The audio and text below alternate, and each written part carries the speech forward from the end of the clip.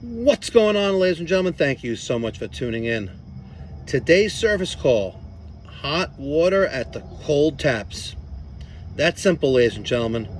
That simple. Let's go see how I'm going to take care of it. So we have a service call here with no hot water. Well, sorry. Take two. We got a service call here where the cold water is hot. You got a recirculating line. I just put that in. Take a look at this. That's inside the check valve. It's yummy. It's really yummy.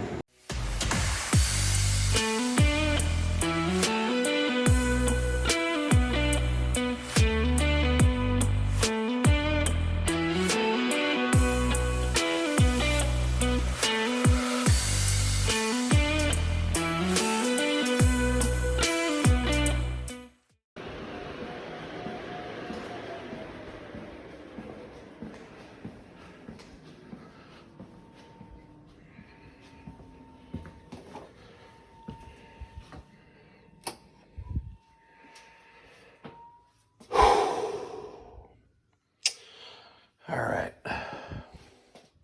we got this Bradford White indirect fired domestic water heater. 1 inch domestic water supply and outlet. 1 inch boiler water supply and return. We have a recirculating line here, which is currently bypassed and disabled. A lot of corrosion there. So we're going to take this pipe out with this nipple. Hopefully there's no damage to the circulator threads on the female side right there. I'm going to come straight down, replace this pipe in its entirety. I am going to reuse this purge station. And we're going to replace the check valve that's down there. So I got my pony pump set up. Some guys who are not as thoughtful as others decided to bury the valve. Okay, so I just opened it. I got it going into the deep inside the toilet. And I don't like to drain my water heaters into toilets, but the window that's there is not operable. So we'll hope for the best. Let me turn off the power to the boiler. Obviously that only turned off some stuff here, but okay, let's isolate our water heater. Domestic cold water, domestic hot water, recirculating line. Let's turn on our pump.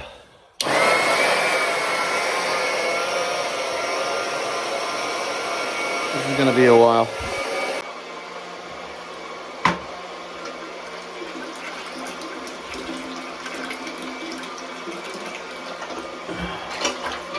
Let's see if I can get that deep inside there.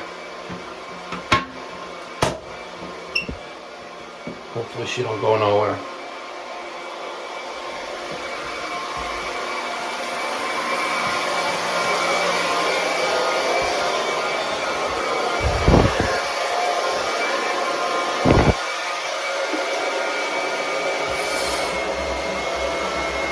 All right, I opened up the temperature and pressure relief valve, and that will allow my pump to pump faster, and it's not going to be airlock. I'm also watching for discharge, make sure nothing's coming out of there.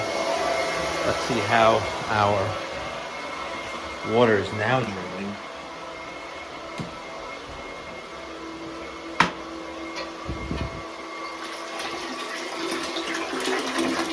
Much better. All right.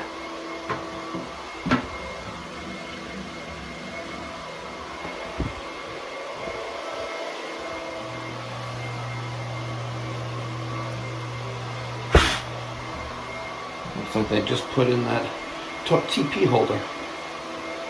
A good technician is observant of their surroundings. All right, I've been here for about 25 minutes.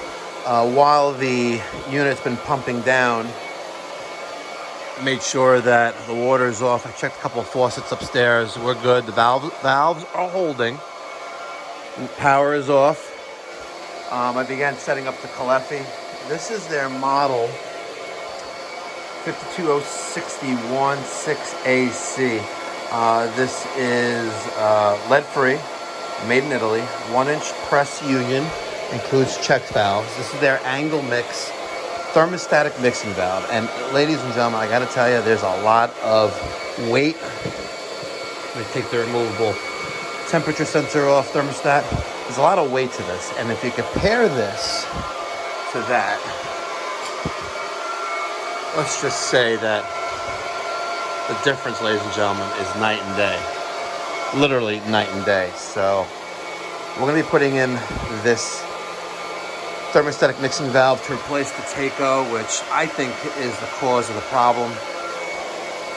I installed a check valve on my incoming domestic cold water inlet right here with these little check valves. One is going right there. Another one is going right here. This is the hot water coming in. Also, we want to put it that way.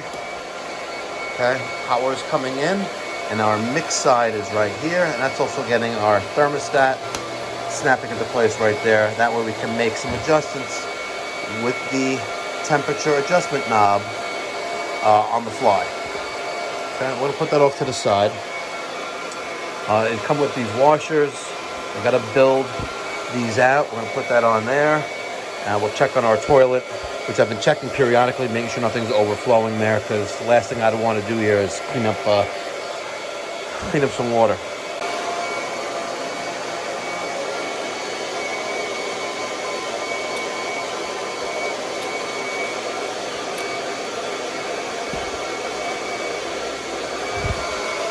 Perfect. I'm also going to defer to the manual for any installation guidelines and tips and specifications, including, but not limited to, orientation. All right. It's still draining, but I think it's time to do some cutting. And let's start with cutting right here.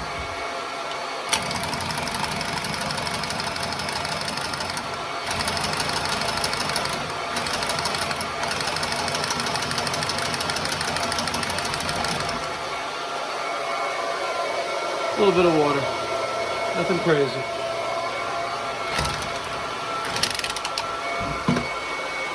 Nice, perfect cut every time. All right, so I cut out the lightweight Taco. This is really a 3/4 inch thermostatic mixing valve. And I say that because that right there and that right there, that's 3/4. That's full 1 inch. You know, it's a shame. You know, Taco, I love Taco, American product, American brand, but no bueno. That thing is much different. So right now I'm trying to figure out the best approach for installation. This side right here is my hot water going into the unit. This is going to be our mix, which needs to go here. And our cold needs to connect to...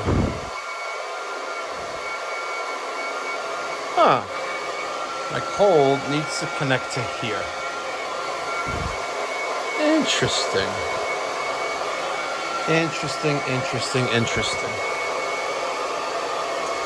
Expansion tank is in the way there a little bit. Maybe I should just beeline it. Yeah, I think I'm going to beeline. I'm going to put a coupling here, an elbow here, and beeline it into it. I think that's what I'm going to do. And then here, I'll put a 1 inch street 90 and a regular 90 there. Connect to my domestic hot water in the home structure. All right, I just took out the expansion tank.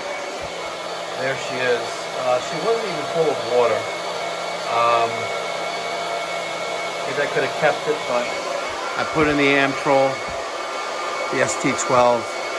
Great thing with this install, it comes factory recharged with 50 PSI. I hooked up a water pressure gauge I had a hose faucet. I had 52 PSI, so I didn't even adjust the pressure in the tank. We're good.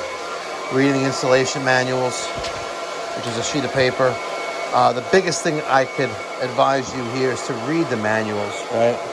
And listen, follow the manufacturer's installation guidelines. Like, you can only install it vertically. They do recommend that it be in a downward position, like the one is right there. You can mount it horizontally, like that, or alternatively in the inverted mounted vertically. But the recommended method is vertically in a downward position, and that's exactly how that unit is installed. So read the manual, guys, because failure to properly install an expansion tank will result in loss of a pre-charge. Joking. But yeah, read the instructions, guys. Okay, quite simple, quite easy. It's got to be installed on a cold water line between water heater and the backflow preventer or other one-way device. And since we do have a check valve right there, which allows water to travel only one direction, it's between that device and the water heater on the cold water side. So I'm quite confident on my installation location right there, similar to exactly where the previous one was. Cleaned up the T, looking good. We're going to go to my truck. I need to get a street 90 right there, be perfect. And I'm going to put a coupling there and a 90. Cut some 1-inch L pipe, fit that in. Looks like our water could be done. We'll turn that off. Finally, some peace and quiet down here. Let me get that, fit this together, rough that in, and hopefully this works. I think she looks beautiful. Nothing's pressed in yet, but I'm going to tighten up these connections. Let's point that outwards. Yeah, I think it looks great. Let's press the hot water side of the valve and our mixed water. These flanges, these unions rotate, so I can rotate that the way I wish once it's tight. So yeah, let's press this in.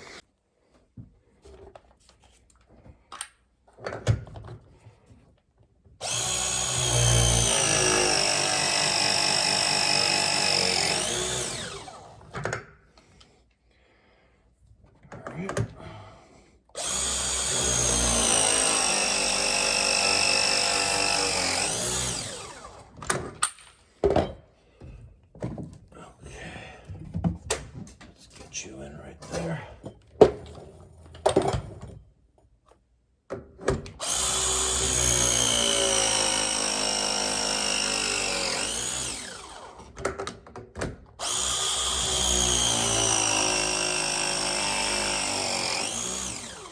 And one more.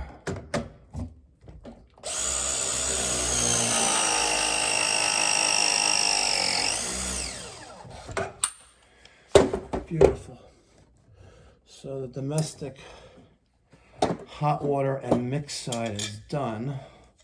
Let me just loosen up these flanges a little bit. That's loose. Good.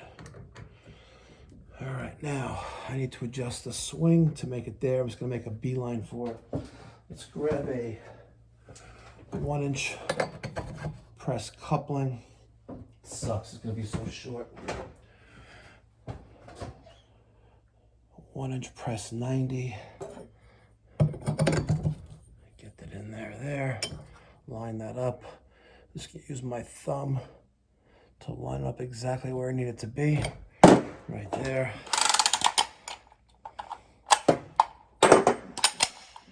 Let's make this cut.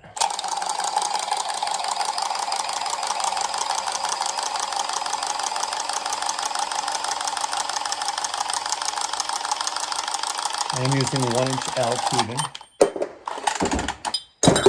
Okay. Make sure there's no caulk or debris on it. That's going to go there. And now we just need a little pipe right there. Perfect. It's going to go in there like that. Put my finger on where it needs to be cut.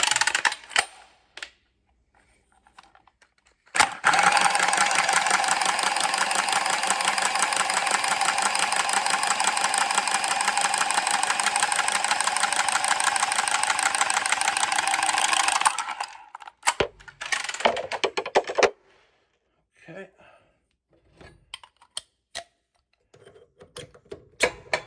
Perfect. But now I have a dilemma. How am I going to get that in there? Well, very easily, actually. Let's loosen that up. And then let's put it back together.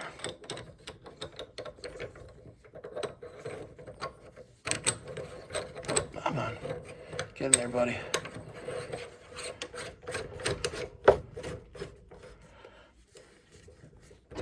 All right, let me show you. I think it looks great. Much better than that. Much better than that. And we still gotta make things tight here. But let's press this in and then make that repair.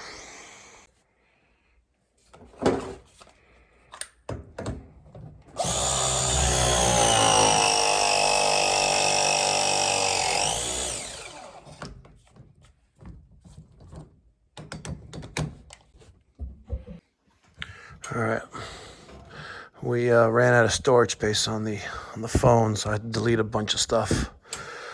137 items. Okay, let's work on this next.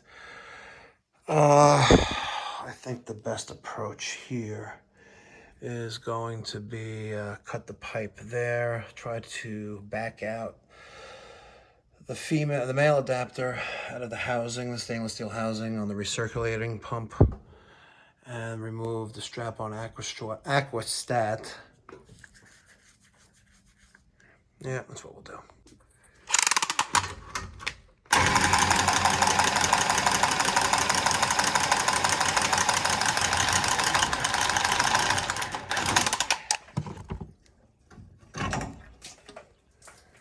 All right. Running the pony pump again. I think there's some more water in there. Holding back on the body. Really no room to grab this thing with. So I'm try to grab it with the channel off. Oh, look at that. I did not expect that. I guess that's why it was leaking this whole time. It was never tight. They only went in look at that, they only went in a couple threads. Literally. They went in, wow, they went in 2 threads. Look at this. Hold on. See that first one there? So here's 1, and there's 2.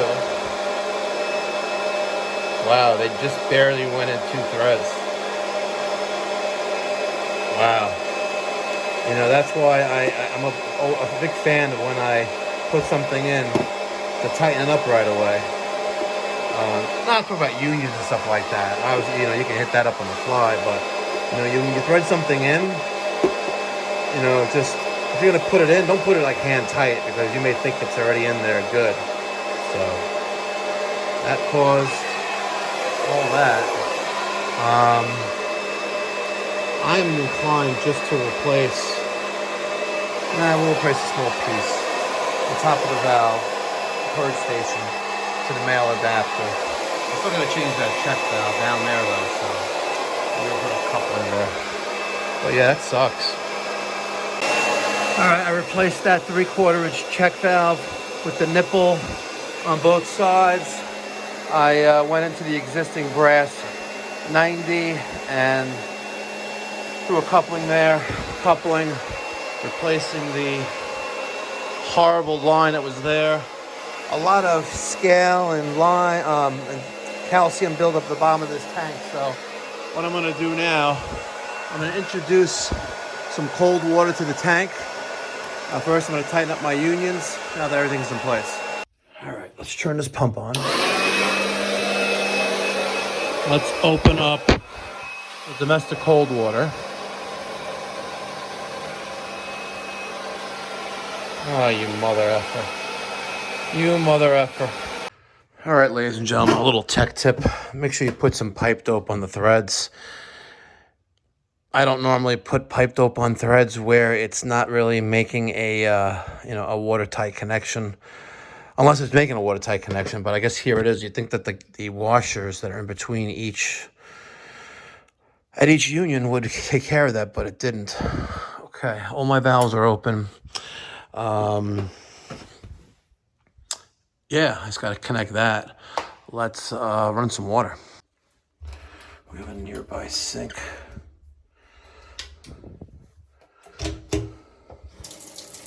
Oh, Jesus Christ. Oh, shit. All right, I'm starting to clean up, and I just want to take a quick look at this check valve. I don't know what that was checking. I don't think it was checking anything. Like, what the hell is that chunk right there? It's crazy. And they wonder why the domestic cold water was hot within the house. So I think this is a factor. I think this leads us in a direction where you have water filtration that maybe not doing what it's supposed to be doing, and you also need to descale. Maybe add a descaler to this home, but so I just used my large channel locks to loosen up the cap.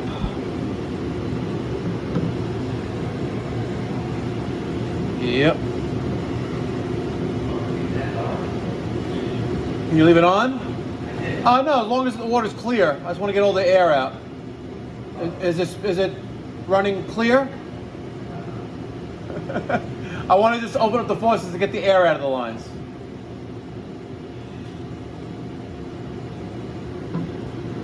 Tech tip number 69. Never send the home one to do what you need to go do. And they even got a support for the domestic cold water coming in, dealing with the possible weight of the tank. So remember, ladies and gentlemen, if you're in the Long Island, New York City metropolitan area and you need a great plumber, give me a call, 516-295-2448. We're based in Woodmere, New York, right in the Five Towns, the heart of the Five Towns in Nassau County, in the great state of New York. Pick up your phone now, 516-348.